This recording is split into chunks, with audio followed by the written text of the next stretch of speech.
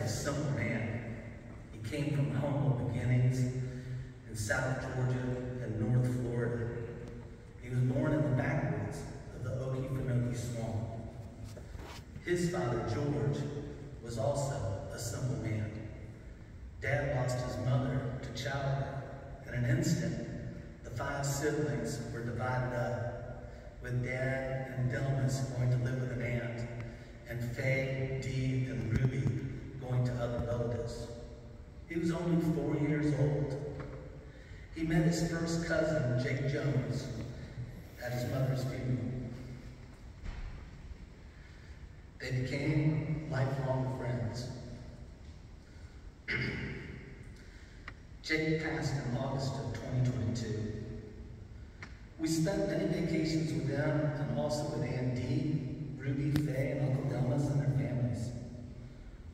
Dad would tell a lot of stories of his childhood, and one of my favorites is when his aunt told him to go hitch up the mules, and she let him drive the wagon into town for groceries. It's unbelievable.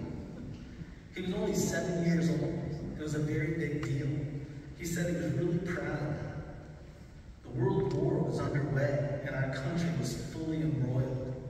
He and his brother would scan the beachfront of Ponte Vedra, looking for U-boats patrolling the coast.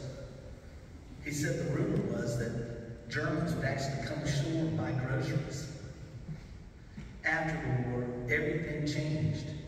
Everyone got electricity, indoor plumbing, trucks, cars, televisions, telephones. The economy boomed.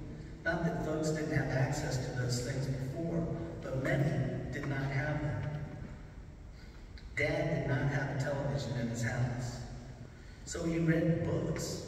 He got to like a lot of different authors. One of his favorites was Rudyard Kipling.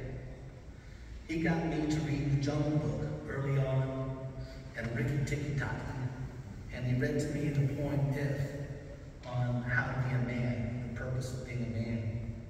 Like so many of us, he desperately wanted to do something with his life.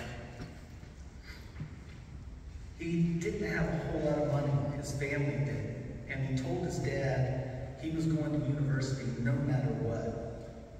His little brother, Delmas, helped pay his way by signing over his Navy checks, less of course his necessary beer money. He was the first person in his extended family to go to higher education. He went to the University of Florida where he met his lifelong friend, Cliff Jones. He and Cliff have many stories. The two of them would return to school often and were members of the Gator alumni. Cliff's family took Dad in as one of their own. Last November, Dad and I flew down to Baton Rouge and drove up to Marksville to bury Uncle Cliff.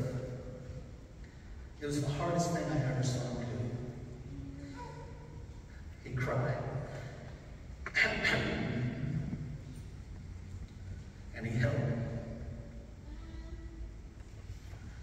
On one of their famous hitchhiking trips, they were picked up by a pastor.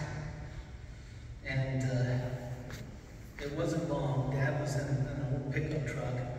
And one long before the pastor turned to them and said, "Have you boys been saved?" And Uncle Cliff, being quick-witted, said, "Well, I have, but he hasn't." Dad caught an earful all the way back to Gainesville. They both served time in the Army and were stationed at Fort Ord, California. There are a lot of stories there. When the government found out that Dad was a mathematical statistician, they sent him to D.C., the Census Bureau, and then finally the Agency for International Development. While he was at the Census Bureau, he lived in a boarding house in D.C. He met Hal Campbell, a Mainer with an accent.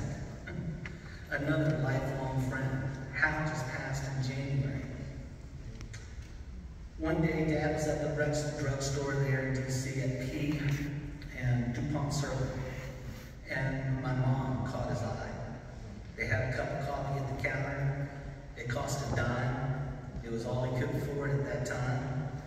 And there's a picture in the reception hall of their first date, a double date, with Hal and Aunt Mason.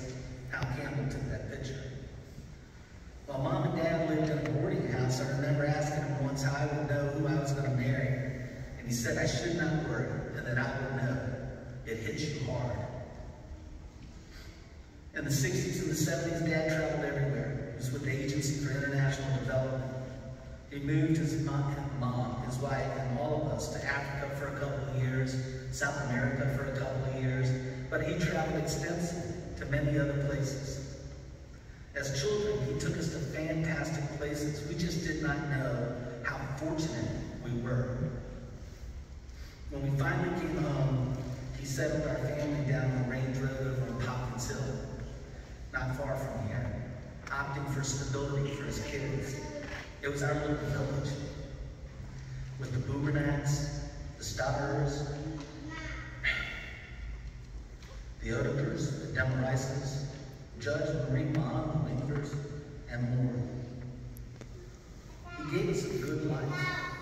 He had us in baseball, swim team, soccer, cheer, countless clubs, wrestling, Boy Scouts, Girl Scouts, summer camps, farming, and more.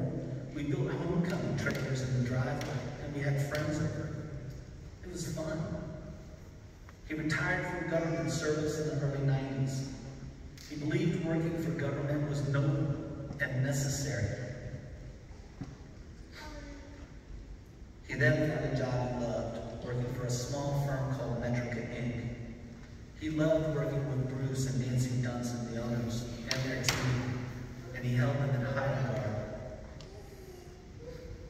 He said the collaboration of a few good minds yields only good things. He found the work stimulating, and he was traveling once again, this time mostly to Eastern Bloc countries. Dad had no greater joy than his grandchildren. He was so proud that his first grandchild was born on his birthday. He adored all of them. He loved taking Mickey and Jan to his farm. He loved visiting Mike, Kyle, Lisi, and Mar at the farm up in Pennsylvania, and down here, our vacations to Nags Head. The trips to Nags Head were so much fun. He could not wait for Haley and Amanda to fly in from Colorado for a week or two. The 8 of you made him a different man. You made an already good man better.